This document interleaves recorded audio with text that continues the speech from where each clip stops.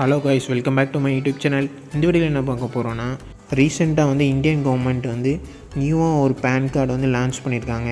அது எப்படி அப்ளை பண்ணுறது இந்த வீடியோவில் பார்க்க போகிறோம். வாங்க வீடியோக்குள்ளே போகலாம். உங்கள் மொபைலில் கூகுள் ஓப்பன் பண்ணிக்கோங்க. அதில் சர்ச் பாக்ஸில் பேன் 2.0 அப்படின்னு சொல்லி சர்ச் பண்ணிக்கோங்க. சர்ச் பண்ணிங்கன்னா இப்படி ஒரு பேஜ் ஓப்பன் ஆகும். இதில் ஆன்லைன் பேன் அப்ளிகேஷன் சொல்லி ஃபஸ்ட்டு ஒரு ஆப்ஷன் இருக்கும். அந்த ஆப்ஷனை கிளிக் பண்ணிக்கோங்க. இதில் கிளிக் பண்ணிங்கன்னா உங்களுக்கு டாப்பில் ரீப்ரிண்ட் ஆஃப் பேன் கார்டு அப்படின்னு சொல்லி ஒரு ஆப்ஷன் இருக்குது. அதை கிளிக் பண்ணிக்கோங்க. இது கிளிக் பண்ணிங்கன்னா இப்படி ஒரு பேஜ் ஓப்பன் ஆகும். இதில் நீங்கள் நியூவாக அப்ளை பண்ணுற பேன் கார்டுக்கு உங்கள் அட்ரஸ் இந்தியாவுக்குள்ளே இருந்துச்சுன்னா 50 ரூபீஸ் சார்ஜ் பண்ணுறாங்க. அதே அப்ராடாக இருந்துச்சுன்னா 956 ரூபீஸ் சார்ஜ் பண்ணுறாங்க.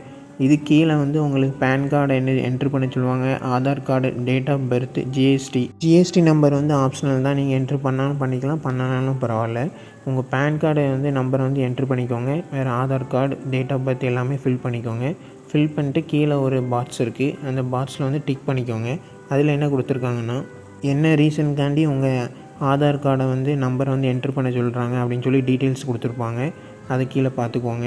அது கீழே வந்தீங்கன்னா ஐ எம் நாட் ரோபோட் அதை கிளிக் பண்ணிக்கோங்க. கிளிக் பண்ணி சப்மிட் கொடுத்துட்டு இந்த பேஜ் ஓப்பன் ஆகும். இதில் உங்கள் பேன் நம்பர், மொபைல் நம்பர் அப்படி எல்லா டீட்டெயில்ஸுமே கீழே கொடுத்துருப்பாங்க. அதை செக் பண்ணிக்கோங்க. செக் பண்ணிட்டு உங்களுக்கு ஓடிபி எதில் வேணும், மொபைலில் வேணுமா, இமெயில் ஐடியில் வேணுமான்னு கேட்பாங்க. அந்த பாக்ஸ்லேயும் டிக் பண்ணிக்கோங்க.